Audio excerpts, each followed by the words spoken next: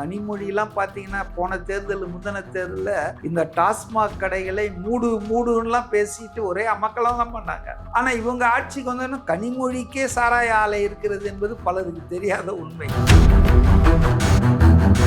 போதைப் பொருள் என்பது இன்னைக்கு ஸ்கூல் வரைக்கும் போயிடுச்சுன்றாங்க. பெண்களுக்கு எதிரான குற்றம் ரொம்ப ஜாஸ்தி ஆயிடுச்சுங்க. அதனால இதெல்லாம் மக்களை பாதிச்சுட்டு இருக்குதுன்னு தெரியாம அதை காட்டாம ஊடகங்கள் அவங்க வாங்கின காசுக்கு மேலேயே கூவிட்டாங்க. இவ்வளவு ஓட்டு அதிகமானதுக்கு காரணம் விஜய் ஃபேக்டர் மட்டும் இல்ல, SIR மட்டும் இல்ல, இந்த மணி இன்டியூஸ் பண்ணியிருக்காங்க, பணம் கொடுத்துருக்காங்க, பரிசு பொருள் கொடுத்துருக்காங்க. 10,000 ரூபாய் கொடுத்துருக்காருங்க செந்தில் பாலாஜி கோயம்புத்தூர் தெற்குல. இப்போ தாவேக்கா தனியா போட்டி போடுறதால ஜெயிக்கிறது பூரா அவங்களுக்கு 90ன்னா 90. இப்போ அதிமுக அவங்கக்கிட்ட 28க்கு மேலேயே இருக்கும். இப்போ அவங்கள வச்சுக்கிட்டு அவங்க ஆட்சி அமைக்கலாம். ஆனால் ப்ரொவைடர் அவங்க பாஜகவை கழட்டி விட்டு வரணும். தாவேக்கா அதிமுக கூட்டணி ஆட்சி வரலாமே ஒழிய தாவேக்கா NDA கூட்டணி வராது. ஏடிஎம்கே கூட கூட்டணிக்கு வந்துச்சு அப்படின்னா தலைமை அப்படின்றது பெரிய கேள்வியா இருக்கும். 4 தட்டுல இட்லியை வச்சுட்டு காலி தட்டு இருக்குது. ஒண்ணு வேணும்னா இட்லியை வச்சுக்கணும், இல்லைன்னா காலி தட்டு தான். அடுத்த 5 வருஷத்துக்கு ஆட்சி அதிகாரத்துல இல்லாம அதிமுகவால புல்லான் பண்ண முடியும்னு நினைக்கிறீங்களா?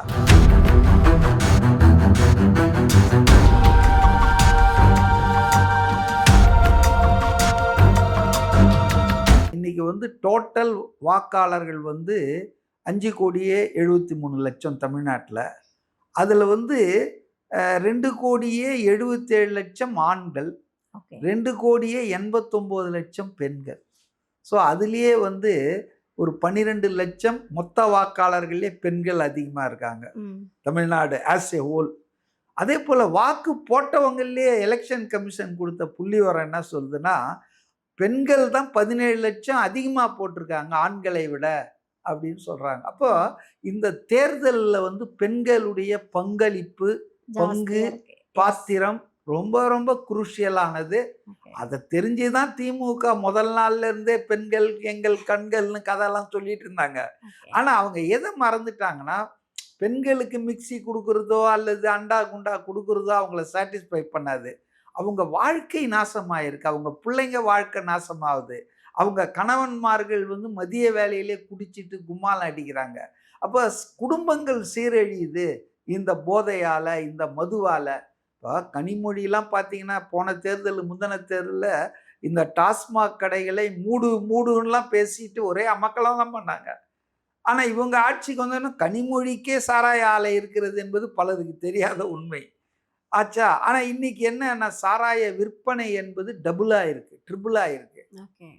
அப்போ இது போதைப் பொருள் என்பது இன்னைக்கு ஸ்கூல் வரைக்கும் போயிடுச்சுன்றாங்க. இப்போ நடக்கிற பல குற்றங்களுக்கு அடிப்படையே இந்த சாராயம், மது அதிகமாக குடிக்கிறது, போதைப் பொருளை உட்கொள்வதால் தான். பெண்களுக்கு எதிரான குற்றம் ரொம்ப ஜாஸ்தி ஆயிடுச்சுங்க. அதனால இதெல்லாம் மக்களை பாதிச்சுட்டு இருக்குதுன்னு தெரியாம அதை காட்டாம ஊடகங்கள் அவங்க வாங்கின காசுக்கு மேலேயே கூவிட்டாங்க. ஒரு கட்டத்துக்கு மேலே ஆட்சியாளர்களும் இதுதான் நம்ம நாடு போல இருக்கு, இப்படிதான் இருக்குதுன்னு அவங்களும் அப்படியே கன உலகில் மிதக்க ஆரம்பிச்சாங்க. இப்போதான் நிஜ உலகத்தில் ஐயோன்னு எவ்வளோ பணத்தை கொண்டு போய் இறைச்சாலும், அதான் விஜய் அப்பயே சொல்லிட்டாரு, எலெக்ஷனுக்கு வண்டியாக கொண்டு பணத்தை இறைப்பாங்கன்னு. அவர் ரொம்ப முன்னாலேயே வார்ன் பண்ணிட்டாரு. இப்போ எல்லாரும் வாங்கி பாக்கெட்டில் வச்சுக்கிட்டு, நான் ஒன்று கேள்விப்பட்டேன். தேர்தல் நாளன்று அந்த வந்த புள்ளி விவரங்கள்லாம் பார்த்து ஐ வாஸ் ஹாப்பி. இந்த மாதிரி பரவாயில்லையே, போன வருஷமும் கரூர் மாவட்டம் தான் 90க்கு மேலே இருந்தது, இந்த வருஷமும் அதுதான் தமிழ்நாட்டிலேயே அதிகமாக இருந்தது. பல பேர் உண்மை தெரியாமல் இந்த வாட்டி அந்த நிகழ்ச்சி நடந்தது இல்லையா, 41 பேர் அதன் காரணமாக கரூர் மாவட்டத்தில் ஒரு பெரிய பிக் இந்த இது வந்துடுச்சு எழுச்சி அப்படின்னு நினச்சாங்க. இல்லை, போன வருஷமும் கரூர் மாவட்டம் தான். ஏன்னா அங்கே நல்லா கவனிப்பாங்க ஓட்டுக்கு எல்லாருமே. அது எப்படி எனக்கு தெரிஞ்சதுன்னா, நான் ஒரு நிகழ்ச்சிக்காக கேப் புக் பண்ணி போயிட்டு இருந்தேன். அந்த டிரைவர்கிட்ட அப்படி பேசும்போது நான் கேட்டேன், எந்த ஊருப்பா அப்படின்னா, சார் நான் கரூர் சார். ஓ பரவாயில்லையா, நல்ல ஊர்லேருந்து தான் வந்திருக்கேன். உங்கள் ஊரில் எல்லாம் இவ்வளோ எஜுகேட்டடாக அவேர்னஸ்ஸாக இருக்காங்க, ஓட்டை போடுறாங்களே. போன வருஷமும் முதல்ல வந்திருக்கீங்க, இந்த வருஷமும் நீங்கள் தான் 90க்கு மேலே தமிழ்நாட்டிலேயே அதிகமாக வாக்குப்பதிவு நடந்த இடம் நல்ல விஷயம் தான் அப்படின்னு பாராட்டினேன். அந்த ஆள் சொன்னான், சார் சும்மா இருங்க சார், என்னப்பாண்ண 40,000 கொடுத்தா ஒரு ஓட்டுக்கு யார் சார் ஓட்டு போட வரமாட்டாங்க, வீட்டில் எப்படி சார் உட்காந்துருப்பாங்க, என்னையா சொல்ற அப்படின்னா, திமுக சார்பாக 1/4 சவரம் கோல்டும் 6,000 ரூபாய் பணம் கொடுத்தாங்களாம். அதிமுக சார்பாக 1/2 சவரம் சில்வர் வெள்ளி பிளஸ் 5,000 ரூபாய் கொடுத்தாங்களாம். இது இதனுடைய மதிப்பு 40,000 ஒரு ஓட்டுக்கு கரூர்ல. அப்ப ஏன் ஓட்டு போட மாட்டான்? 40,000 வாங்கி வச்சுட்டு ஓட்டு போடாம உட்காந்து இருந்தா உதைக்க மாட்டான் அவன் வந்து பார்ப்பாங்க இல்ல யார் யார் ஓட்டு போலாம் இல்லைன்னு. அப்புறம் தான் எனக்கு தெரிஞ்சது இவ்வளவு ஓட்டு அதிகமானதுக்கு காரணம் விஜய் ஃபேக்டர் மட்டும் இல்ல, எஸ்ஐஆர் மட்டும் இல்ல, இந்த மணி இன்டியூஸ் பண்ணியிருக்காங்க, பணம் கொடுத்துருக்காங்க, பரிசு பொருள் கொடுத்துருக்காங்க. 10,000 ரூபாய் கொடுத்துருக்காருங்க செந்தில் பாலாஜி கோயம்புத்தூர் தெற்குல. அதை பல பேர் ஒழுங்கா கொடுக்காம அமுக்கியிருக்காங்க. அது இப்போ ஒரு பஞ்சாயத்து நடந்துட்டு இருக்குது. சபரீசனுக்கும் இந்த கோயம்புத்தூர்ல இருக்கக்கூடிய திமுக நிர்வாகிகள் செந்தில் பாலாஜி எல்லாருக்குமே கொடுத்த பணத்தை போய் சேர்க்கல. அது காரணம் என்ன தெரியுமா? அதான் நான் சொன்னேன், அவங்க வெட்டிய குழியில அவங்களே விழுந்துட்டாங்க. எல்லா ஒப்பீனியன் போல்லையும் திமுக தான் மறுபடியும் வரப்போகுதுன்னு ஒன்னா திமுக நிர்வாகிகளிடையே ஒரு ரிலாக்ஸ் ஆயிட்டாங்க, அதான் ரிலாக்ஸ் ஆயிட்டாங்க. நம்ம ஆட்சி தான் வரப்போகுது, எதுக்கு இதுங்களுக்கு போய் இவ்வளவு பணத்தை கொடுக்கணும்னு பாதியை எடுத்து வச்சுட்டு மீதியை பாதியை எடுத்து அவன் வச்சுக்கினான். இப்போ ஒரு வட்ட செயலாளர்கிட்ட மாவட்ட செயலாளர் ஒரு 10 லட்சம் ரூபாய் கொடுக்குறாரு, உங்க ஏரியால வட்டத்துல குடியான்னு. அவன் என்ன பண்றானா, நம்ம ஆட்சி தான் வரப்போகுது, எல்லா ஒப்பீனியன் போலும் வந்தாச்சு, முதல்வரும் சொல்லிட்டாரு 234 நம்ம தான் ஜெயிக்க போறோன்னு, இவங்களுக்கு எதுக்கு இதை கொடுக்கணும்னு ஒரு 5 தள்ளி அவன் வச்சுக்கிட்டு இந்த 5 லட்சத்தை எடுத்துன்னு போய் அப்படி கொஞ்சம் தொட்டு இருக்கிறான்.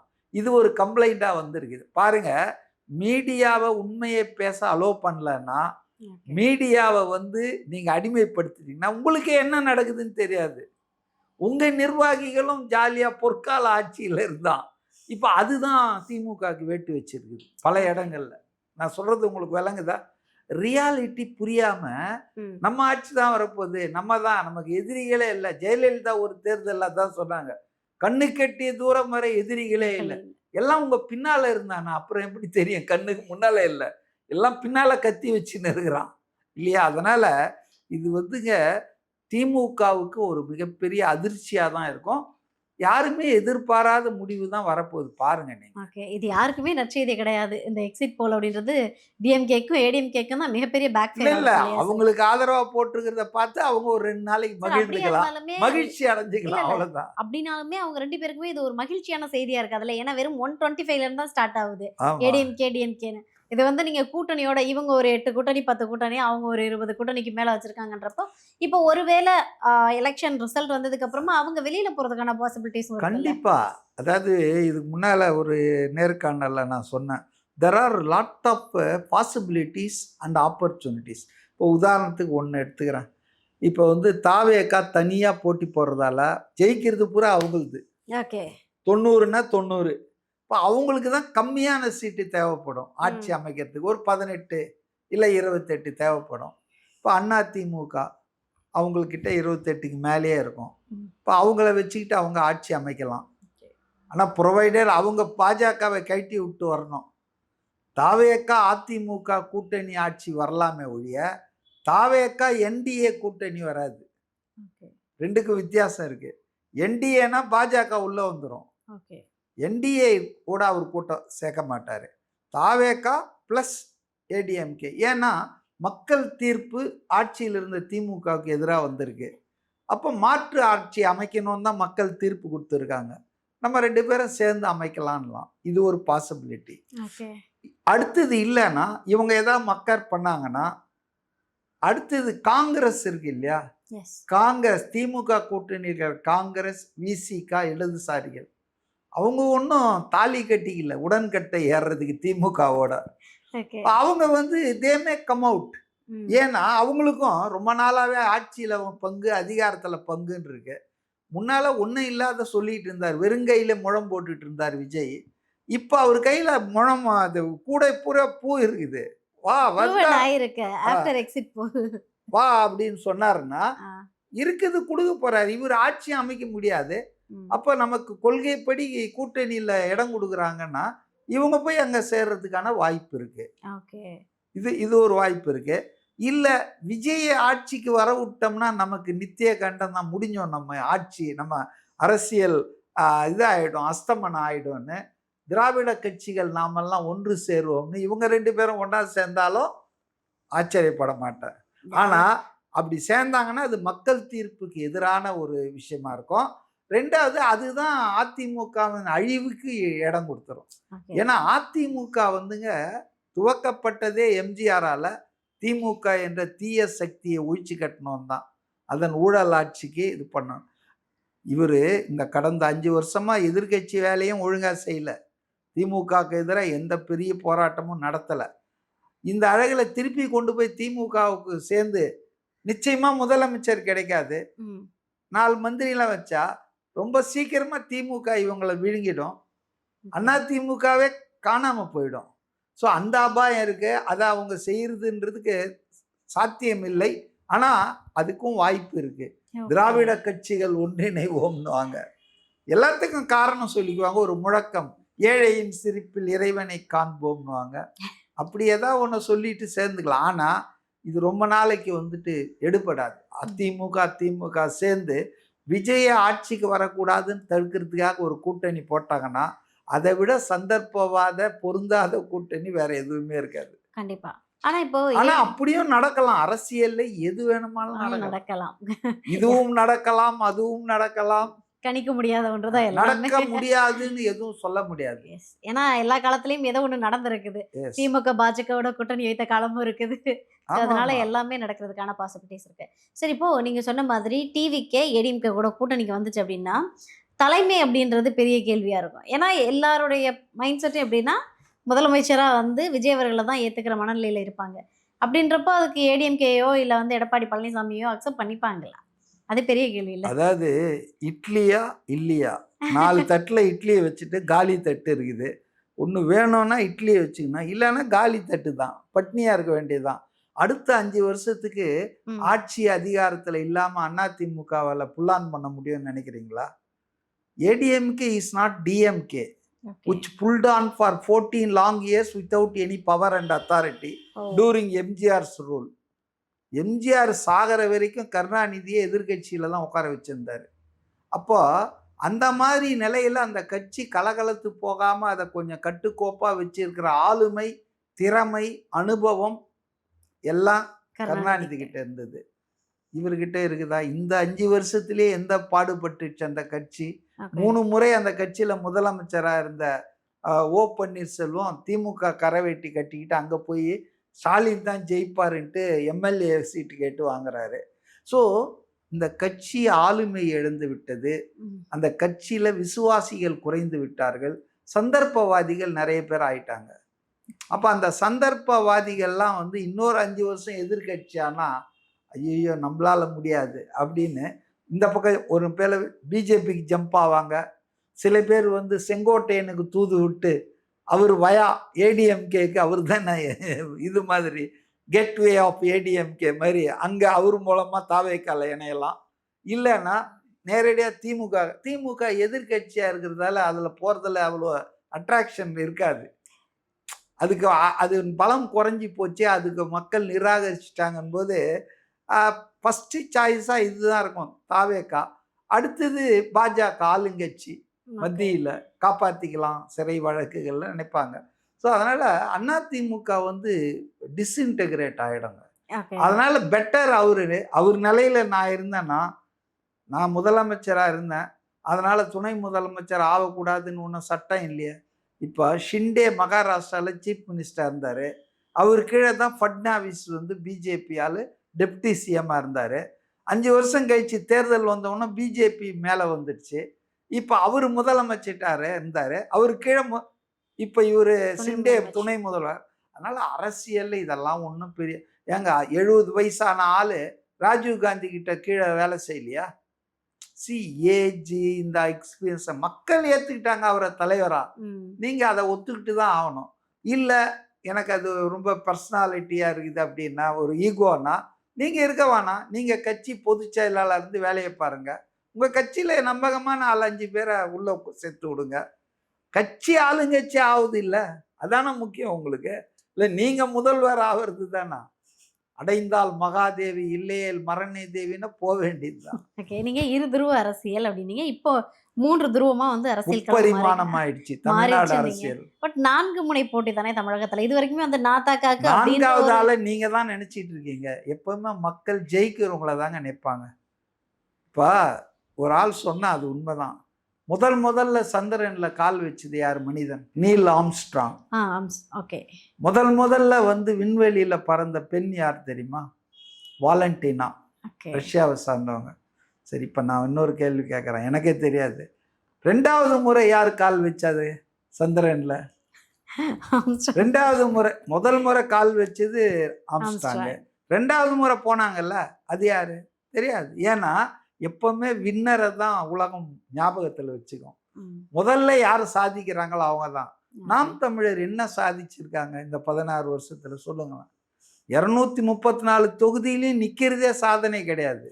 அதை நாம் தமிழ், அது என்ன வாழ்வு உரிமை இயக்கமா தமிழக வேல்முருகன் கூட அதை பண்றாரு, சசிகலா கூட அதை பண்ணிட்டு இருக்காங்க. அதனால நாம் தமிழர் கட்சி என்பதுங்க இந்த தேர்தலுக்கு பிறகு ரொம்ப சிரித்து போயிடுங்க. அதான் இந்த கருத்து கணிப்புகள்ல வந்து அவங்களுக்கு ஒரு தொகுதிகள் கூட அப்படின்ற ஒரு யாருமே அவங்கள ஒரு ஃபேக்டராகவே எடுத்துக்கல. எனக்கு கிடைக்கிற தகவல், காரைக்குடியில் சீமான் போட்டி போடுற சொந்த மாவட்டம்னு இந்த வாட்டி அங்கே போயிருக்காரு. அங்கேயே அவர் 3வது 4வது இடத்துக்கு தான் போட்டி போட்டுட்டு இருக்காருன்றாங்க. Mains contest between Congress and TVK. இப்போ ப்ரெசன்ட் எம்எல்ஏ காங்கிரஸ் தானா, அவரும் மாங்குடியே ஏதோ சொன்னாங்க, அவரும் அந்த பிரபுன்னு சொல்லி டாக்டர் பிரபுன்னு சொல்லி டிவிகே. இவங்க 2 பேருக்குள்ள தான் இதுக்கு டிவிகே ஆஸ் அன் எட்ஜின்னு வேற சொல்றாங்க நம்ம நண்பர்கள் அங்கே இருக்கிறவங்க காரைக்குடியில். அதனால அவருக்கே இந்த கதி. அவர் எந்த தேர்தலில் நின்று போன வாட்டி ஜெயிச்சாரா? திருவொற்றியூரில் நின்னார், சென்னையில். ஸோ அதனால் வந்துங்க சீமான் அவர் பேசுகிற தத்துவம், அவருடைய கோட்பாடு, அவங்க தம்பிங்க பொழுதுன்னைக்கும் விஜய் தானங்க திட்டிகிட்டு இருந்தாங்க. ஒரு காமன் சென்ஸ் வேணால், நீங்கள் ஆட்சியில் இருக்கிறவனை, ஆளுங்கட்சியை ஆண்டவனை, அதிகாரத்தில் இருக்கிறவனை தானங்க கிரிட்டிசைஸ் பண்ணோம். தேர்தலே முதல் தேர்தலில் போட்டி போடுறவனை வச்சு செஞ்சிட்டு இருந்தீங்கன்னா இப்போ உங்கள் அஜெண்டா என்ன? உங்கள் நோக்கம் வந்து யாருக்கோ நீங்கள் அவுட் சோர்சிங் ஆளாயிட்டீங்க. கான்ட்ராக்டில் நீங்கள் விஜய் அப்யூசரை அதை எடுத்துட்டீங்க. ஸோ அதனால் வந்துங்க அந்த கட்சிக்கு எனக்கு என்ன பெரிய பிரகாசம் இருக்காதுன்னு நான் சொல்ல மாட்டேன், அழிஞ்சிரும்லாம் சொல்ல மாட்டேன். கம்யூனிஸ்டுகளே 100 வருஷம் ஆகி 1% ஓட்டு இல்லைன்னாலும் புல்லான் பண்ணிக்கிட்டு தானே இருக்காங்க. அதனால் வந்து நாம் தமிழர் இருக்கும், ஆனால் மச் ரெடியூஸ்டு. இன்ஃப்ளூயன்ஸ் ரொம்ப ரெடியூஸ், வாக்குகளும் குறையும். 1% ரீட்டைன் பண்ணாங்கன்னா பெரிய விஷயம். ஏன்னா விஜய் ஆதரவாளர்கள் எல்லாம் போட்டு தாங்க போன வாட்டி 6% வந்தது. இன்னைக்கு இவங்க பண்ண இந்த கேவலமான அரசியல், திமுகவினுடைய அந்த ட்ராஜான் ஆர்ஸ் மாதிரி இவங்க பண்ண அந்த அரசியல் வந்து மக்கள்கிட்டையுமே அது எடுப்பல்லைங்க. விஜயோட இந்த ஆன்மீக பயணம் அப்படின்றது பெரும் பேசு பொருளாக மாறி இருக்கு. அதை எப்படி பார்க்குறீங்க? விஜய் நடந்தால் அது பேசு பொருள், உட்கார்ந்தா இன்னைக்கு மீட்டிங் நடத்திட்டு இருக்காரு எல்லா கேண்டிடேட்டையும் வச்சு பனையூரில். சரி, Vijay has become a medias delight. அதை எல்லாருமே வைத்தேச்சு. அவர் கதவை திறந்தா அதை மீடியா லைவாக போடுறானுங்க. காரில் வெளியே போனேன்னா சரிங்க, நம்மளை யாரும் அந்த மாதிரி சேர்ந்துறதுக்கு ஆள் இல்லை. அவர் போட்டாவா டிஆர்பி ரேட்டு இன்க்ரீஸ் ஆகுது, அவங்களுக்கு அதனால் விளம்பரம் கிடைக்குது, போடுறாங்க, அவ்வளோதான். ஓகே சார், தேர்தலுடைய முடிவுகள் வரட்டும். மீண்டும் ஒரு நேர்காணலில் சந்திக்கிறேன் சார். நன்றி சார்.